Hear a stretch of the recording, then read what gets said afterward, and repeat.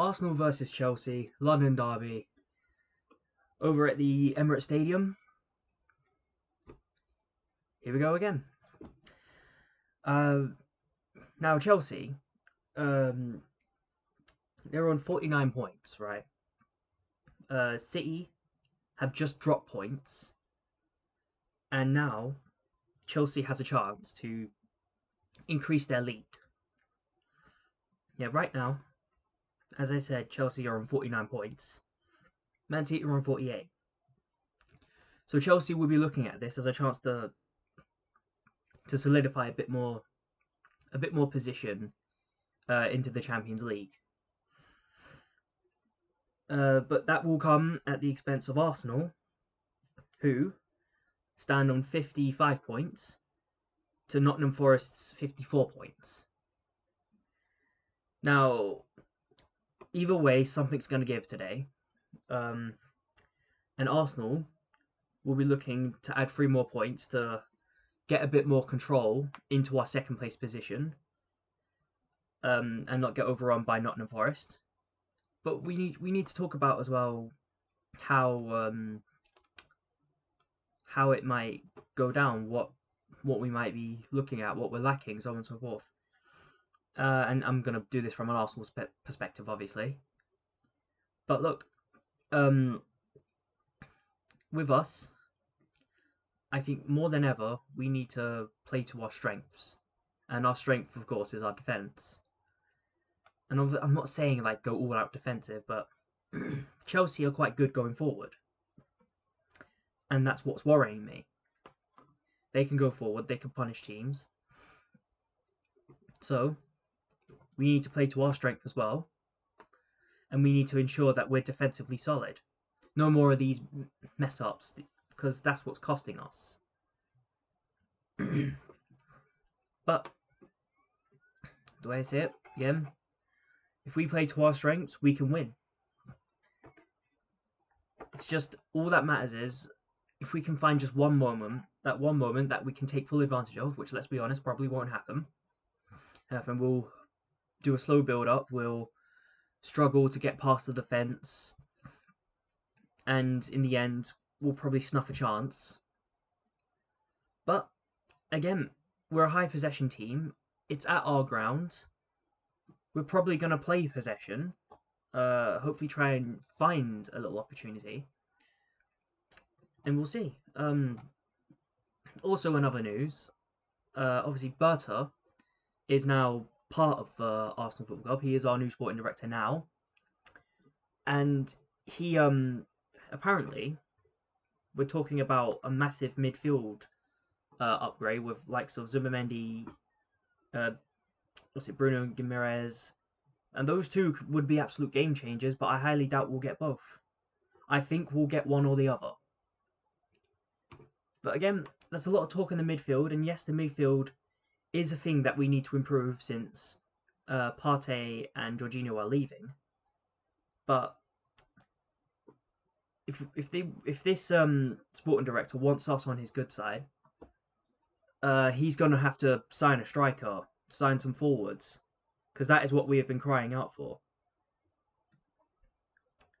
But that's for them, and this is for now. So we'll talk about our starting lineup, and I'm going to have to start off with David Raya. Now, the thing I noticed with David Raya is that he's a very good player in like open play. If an attack in open play happens, he can save it, but never, for the love of God, never make him go up against a set piece. He can't save them. He cannot save a set piece. You look at the penalty shootout against Man United, not only did he move a week early, but he went the wrong way every single time. And then, again, against Man United, Bruno Fernandes, that free kick, Geezer's given him the whole, like, half the goal to score from. I can't justify any of that. The part you've got to look at, and you've just got to criticise with him a little bit. We've got to show a little bit of scrutiny. But open play, I've seen him do some wonderful saves. He's very comfortable collecting the ball. Punches out when he has to. You can't really argue with that much. So obviously he starts. We'll have the centre back pairing of Saliba and Gabriel. And Gabriel in that PSV game, sorry, was just mad. And him with Saliba, you can't argue with the pairing. I'm gonna start. Do I start Lewis Skelly or do I start Calafiori? I think I start Lewis Skelly, if I'm honest. I love the way he handles the ball. I think the only thing with Lewis Skelly is that he does sometimes get a bit ahead of himself, picks up those kind of cards in like the worst possible times. But right now, I think now's a good time to let him in a little bit. And now here's the bigger debate. Ben White or Timber?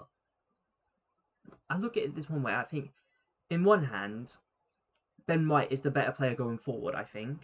And it'd be nice to get him some minutes. On the other hand, I think Timber's the better overall defender. I did say play to our strengths, and I think we can still give him a little bit more time, Ben White. So I'll say start Timber. In our midfield, it's going to be the same midfield as always. Martin Odegaard, obviously captain, Declan Rice, and Partey, and that's the best midfield we can put out right now. And that's still a strong midfield, but I still think with a Bruno Guimaraes or a Zubimendi in there, that midfield gets stronger. It's going to be a shame to see Jorginho and Partey leaving, but that's just football.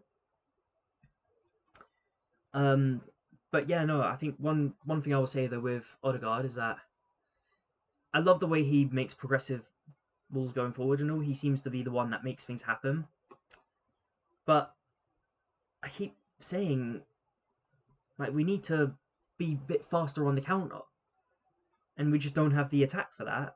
And I'm wondering now if the midfield might have a bit to play in it, but I'll give the benefit of the doubt for now. And going forward in our attack, we don't have many options yet. Obviously, Martinelli's come back. I don't know if I'd start him though, and obviously Sterling can't play today because he's on loan. So, with that said, I'm wondering who I would start. Obviously, I'm going to start Ethan Nwaneri. Ethan Nwaneri's always going to be there.